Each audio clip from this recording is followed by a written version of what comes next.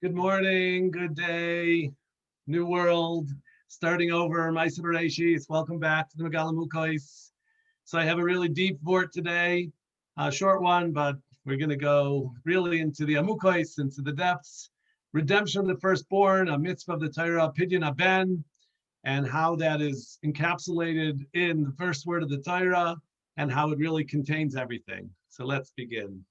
So I have here a picture of the Vilna Gaon. Okay, really important figure in Jewish history, the father really of modern Judaism.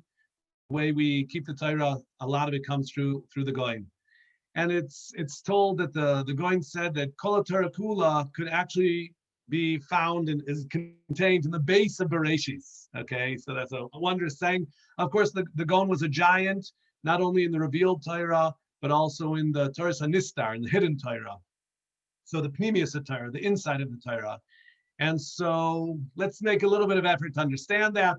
A skeptic asked him, okay, so in the word Bereshis, where is there the mitzvah of Pidyon HaBen, the redemption of the firstborn? And he pulled out right out of his sleeve, he said, Bereshis, base reish, aleph, shin, yud, taf, ben rishon, akar shloishim, yoim, tifteh. It's the Rosh Tevos, the abbreviation of first son after 30 days should be redeemed. Okay, so there's an allusion, a remez, to the mitzvah of Pidyon HaBen right there in the very first word of the Torah. So taking that pathway from the Vilna Gaon, I wanted to give my own idea of how we could find the mitzvah of Pidyon HaBen in the very first word of the Torah, Bereshis. So here we go.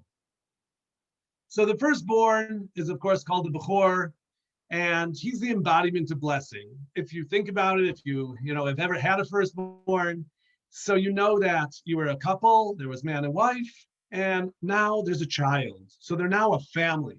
So the Bechor has turned two people into a group of three, and that now makes them a family. So all the children that will follow will sort of be added to the family, but the Bechor is the one who created the family. And that was a huge blessing that HaKadosh Baruch Hu gave them a child. So the Bechor himself is an expression of blessing. And let's look at the Hebrew word for Bechor. The root letters are base, chaf, and resh. The vav is sort of serving a purpose there, a grammatical purpose. So the base, of course, the gematria, the numerical value of base is 2. The numerical value of chaf is 20. And the numerical value of resh is 200. You may notice a pattern that in the units, the tens and the hundreds, each one of these is times 2.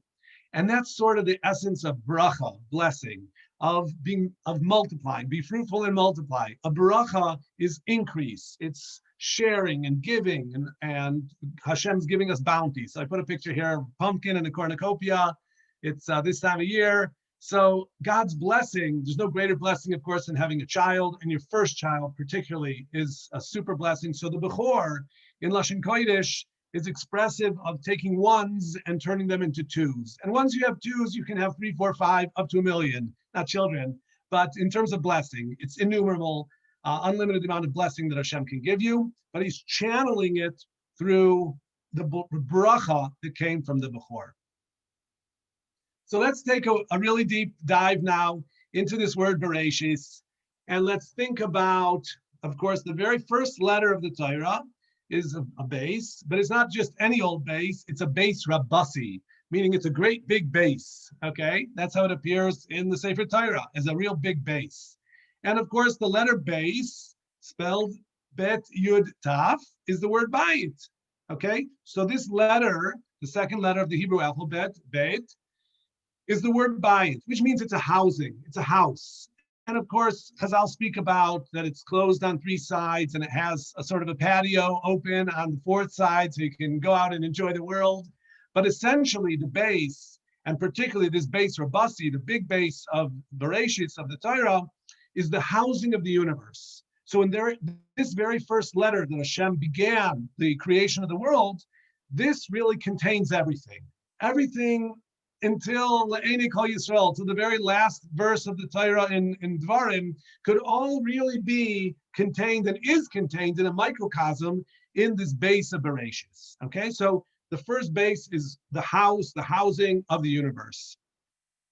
Now I want to talk about the word Bereshit, breaking it up into 2 pieces. And the 2 pieces are bara, shis.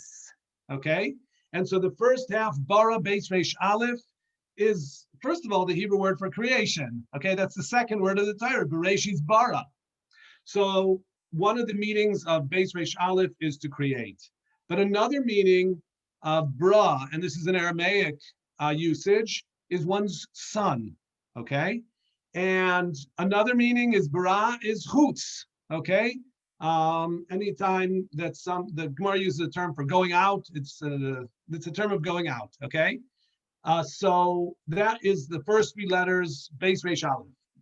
The second three letters, shin yud taf, shis, is a term, an Aramaic term for six.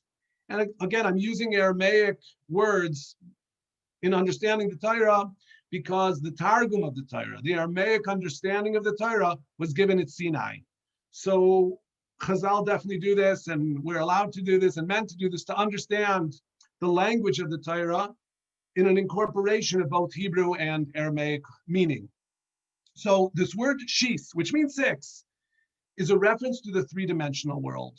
Think about the X, Y, and Z axis, okay? And the positive and negative end of each one of those axes. And so you'll come up, of course, with a cube. A cube has six sides, right? Which is a container, again, of our physical reality. So let's sort of put this idea together, that we started with this giant base, okay? And this base is the housing of the universe. And another usage of the term base, and this is a Hebrew usage, we have it in this week's Parshas Noach, mi bayis umichutz titzapenu, that cover it from the inside and outside, talking about Noah's Ark. And so the word bayis in that usage means the inside. So this giant base, the first letter of the Torah, is a reference to the housing of the universe, but it's the inside of the house. I'm calling it the mind of God, because Hashem is just beginning the creation, but he's still bringing it out from potentiality into reality, okay? So that's the base, the very first letter of the Torah. The first three letters of the Torah are, as a unit, spell the word bara. So that's a creation, that's the outside, that's one's son, which are really the same ideas, because your son is an outer reality that you've created, and he is your offspring. So those three ideas are, of course, very closely related. What you put out into the world, you've created, and that is your offspring. And then the last three letters, she, six, are the three-dimensional world. So now, understanding this as the redemption of the firstborn. The word redemption, we know Hashem redeemed us from Egypt, and there's the Yiddish translation of redemption is oiskoifen, okay, to buy out. Sometimes, you redeem something, you redeem it from hektish, you buy it out from the treasury. So redemption is like to take something out, to pay and bring it out from one domain to another.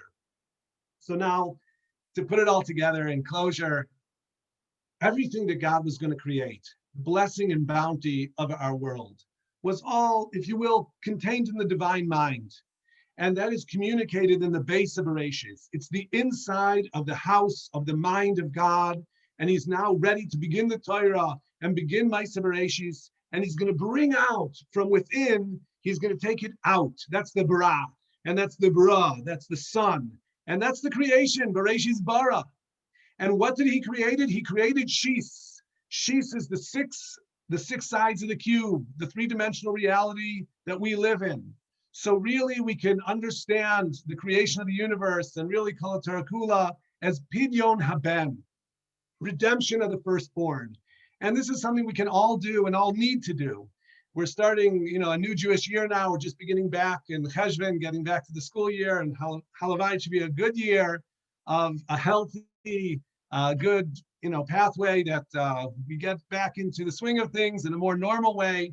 So what we need to do is take ideas and good initiatives that we have in our mind and redeem them, bring them out and express them into reality and make them into something that exists in this world. Create it, let it be your baby, and really take those good instincts and bring them on out into reality. So I bless you with a great Shabbos and a wonderful day for everybody. Looking forward to seeing you again soon. Thanks for coming.